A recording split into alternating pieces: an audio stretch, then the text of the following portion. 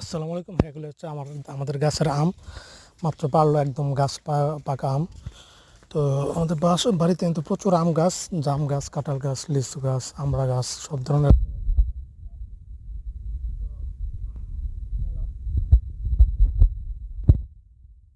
কিন্তু আমি আর আমার মা নিজে লাগিয়েছিলাম 2010 সালে, 11 সালের দিকে আলহামদুলিল্লাহ। তখন 1 বছর পর থেকে কিন্তু আম দিতেছে, আজ প্রায় 10 বছর, 9-10 বছর ধরে।